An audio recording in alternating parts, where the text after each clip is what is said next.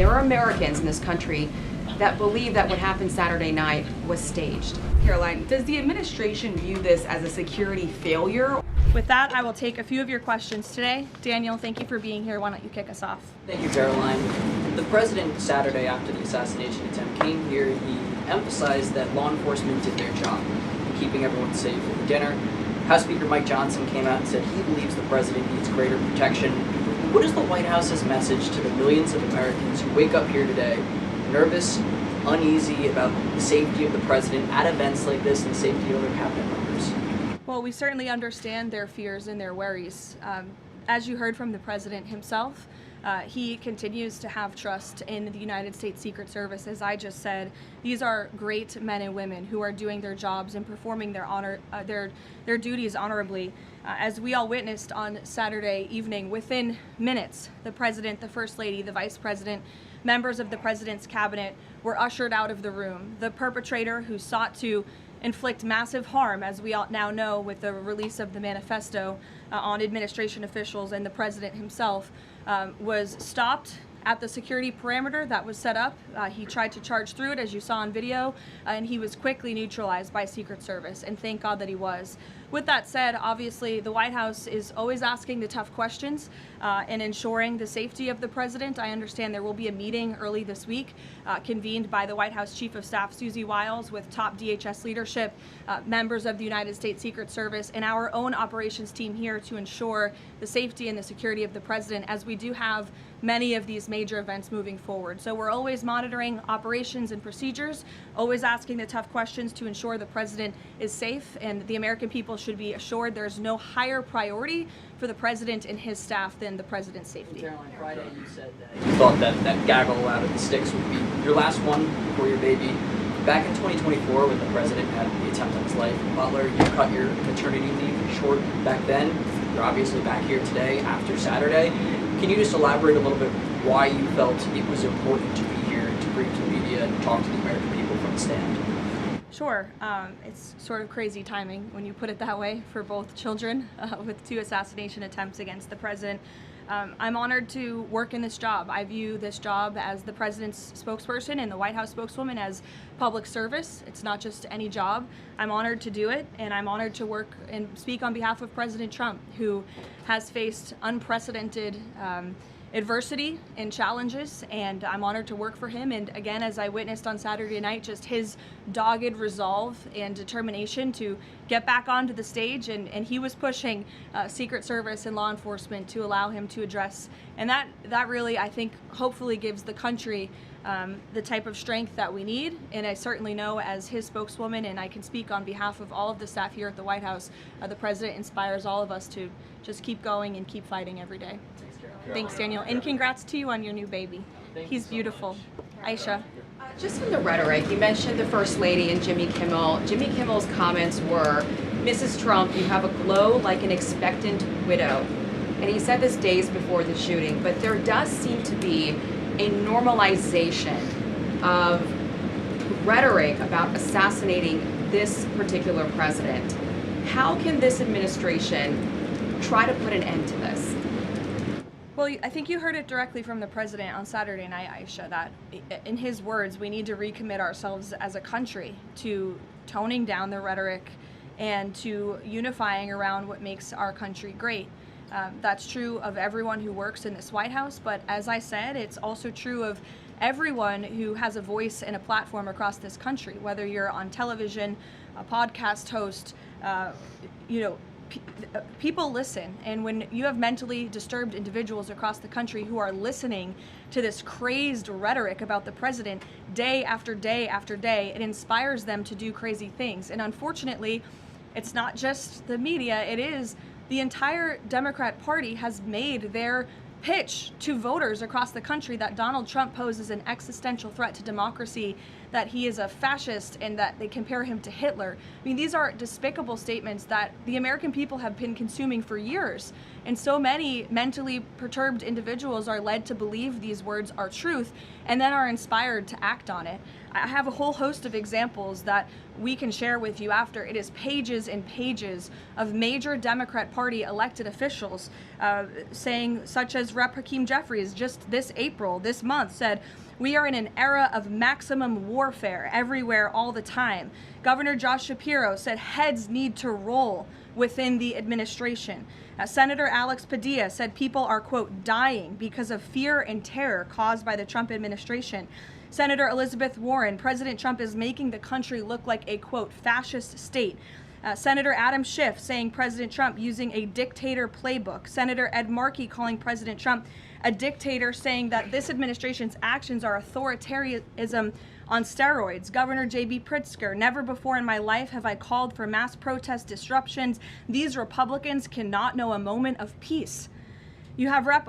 Presley saying, "We'll see you in the streets." Rep. Monica McIver, a Democrat representative on Capitol Hill, "We will not take this shit from Donald Trump. He thinks he's a dictator. We are at war." These are Democrat elected officials calling for war against the President of the United States and his supporters. I could go on and on, but again, when you have people in positions of power that are saying things like this every single day for years, you are inspiring violence by people who are already mentally ill. And that's what we've seen against this president for far too long. This is disinformation and misinformation online. There will be bite-sized clips that will go viral to the point where there are Americans in this country that believe that what happened Saturday night was staged. How does this White House tackle that with social media companies out there, whether it's X, Facebook, Instagram? How do they work with these companies to make sure that doesn't get out of control? It's certainly a good question, Aisha. I don't have tangible answers for you on what we're doing with social media companies, if anything at all. What I will say is it's very important to us that we get the truth and the facts about this case and any case out there as quickly as possible to dispel some of that crazy nonsense that you do see running rampant online. And I think the Department of Justice and the FBI thus far have done a good job of disseminating the truth and the facts about this alleged attempted assassin, the perpetrator in this case, and I understand he'll be arraigned in court very soon. You all see that, and the Department of Justice will be giving a briefing and an update later today. So as far as we're concerned, just providing maximum transparency, and hopefully people will believe the truth rather than the lies and the conspiracies that so often do go crazy on social media. Rachel. Thanks, Karoline. Does the administration view this as a security failure, or did the protocols work as they were designed? The president has said he believes that the protocols worked. Again, you had a perpetrator who tried to breach the security parameter that was set up by Secret Service, and he was running as fast as he could and was immediately neutralized moments later. And again, having been right up there on the stage with the president and the First Lady, I can tell you it was seconds before we were told to get down, and it was seconds before we found ourselves in the hold room backstage. It all happened literally within a matter of seconds. The president, the vice president, and the First Lady being pulled to safety. That is not done if there's a lapse. So Secret Service did their jobs well. They communicated with one another to remove the president and the vice president to safety as quickly as they could, and obviously to neutralize the shooter as well. And thank God they did, because if that man was allowed into that ballroom, it would have been a much different scene. And just one more follow-up on just how the White House could be rethinking security protocols going forward. I mean, we all remember after the attempted assassination in Butler, there were indoor rallies that were held after that. Is that out of the question, changing any additional security protocols when it comes to how the president does these events that are outside of the White House? I definitely wouldn't say changes are out of the question. I think, again, that it's up to the White House here, and we view it as a great responsibility to ensure the maximum safety of the president and the vice president and the entire cabinet. And so we're always looking for ways to improve security. I think if you just sit here and say everything is perfect all the time, that's not a good way to operate. And so the White House will continue to engage with DHS and with Secret Service to find ways to improve and strengthen security. But as far as Saturday night is concerned, the president was satisfied with the response, and he's very grateful to the men and women who provided the response for him and his wife and members of his team. Deanna. Thanks, Karoline. The president has talked about rescheduling the dinner within 30 days. Does he have a specific venue in mind, and would he consider hosting it at the White House?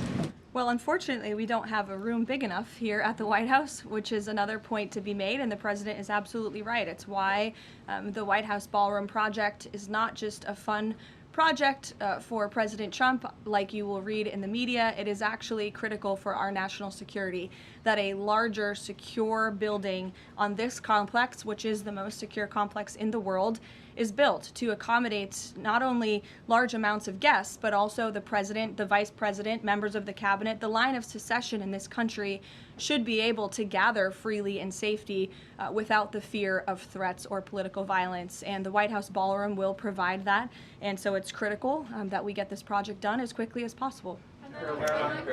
Iran as well. Thank you, Caroline. Thank you, Caroline. Two questions, if that's all right. First, on the security situation on Saturday, kind of a follow-up here. Previous administrations have sent both the president and the vice president to the dinner. But after the foiled attack on Saturday, if the dinner is rescheduled, would President Trump and Vice President J.D. Vance both plan on attending? And is it wise to have both of them in the same spot, given the presidential line of succession that you mentioned a second ago? It's definitely a good question, and I know that it's one that will be raised. I can assure you the president intends to attend the event, as he has told all of you publicly. I don't want to rule in or out the vice president's attendance, but certainly that's a conversation that will take place. Iran has proposed a mutual reopening of the strait, leaving the nuclear discussion for later in the process. Given that the nuclear program has been a red line for this administration, would the president agree to that kind of phased negotiation? Well, only because it's been reported. I will confirm the president has met with his national security team this morning. The meeting may be ongoing, maybe not. I don't want to speak affirmatively because I was prepping to come out here, but the proposal was being discussed. I don't want to get ahead of the president or his national security team. What I will reiterate is that the president's red lines with respect to Iran have been made very, very clear, not just to the American public, but also to them as well. So they're considering I wouldn't say they're considering it. I would just say that there was a discussion this morning that I don't want to get ahead of, and you'll hear directly from the president, I'm sure, on this topic very soon. I'm going to ask you about the Fed chairman, but first, 3 assassination attempts in 3 years. Is this going to change the type of events that the president goes to? Well, again, that's going to be part of the conversations moving forward. But as you heard from President Trump, he does not want these deranged lunatics and these grave acts of political violence to change our American way of life. And I think it's a very brave thing for him to say. It'd be very easy for him to just hunker down here at the White House where he knows he's safe, but the president wants to be out across the country. He wants to go across the country to meet with Americans. He wants to celebrate the 250th birthday of our nation's anniversary this summer.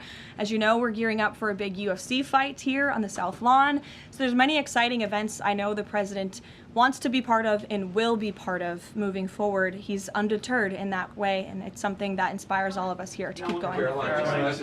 Senator Tillis is now dropping his objection to allowing Kevin Warsh to be confirmed because the DOJ has closed their investigation. Is the president satisfied that an Inspector General report into the Federal Reserve is enough to look into these renovations?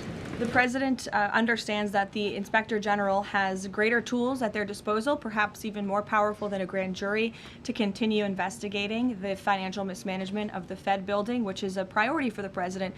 Look, he's a builder himself. When he sees something has a lot of cost overruns, is taking too long, and in this case ripping off the American taxpayer, he wants to get to the bottom of it. I understand Senator Tillis put out a statement saying he'll support Kevin Warsh's confirmation. That has been our position all along from day one. He is more than qualified for the job, and we look forward to working with the Senate on his swift confirmation process. Megan. As a follow-up on Warsh, will the president be satisfied once the Fed's Inspector General finishes that investigation, even if it finds no evidence of wrongdoing? Well, that's a hypothetical question. I'll let the president speak on it when we see the results. It's obviously far too early to say. And relatedly, as a follow-up, now that it looks like Warsh will be confirmed by the end of Jay Powell's term, is he still considering firing Jay Powell if he stays on as governor after that? I haven't talked to him about it specifically, but I think the president will be satisfied once Kevin Warsh is confirmed as the Fed chair, which he should be. Karen. On Iran, the president had said last week that the U.S. has started the process of clearing the Strait of Hormuz of mines. Do you have an update on how many have been removed and an estimate of how long that process could take?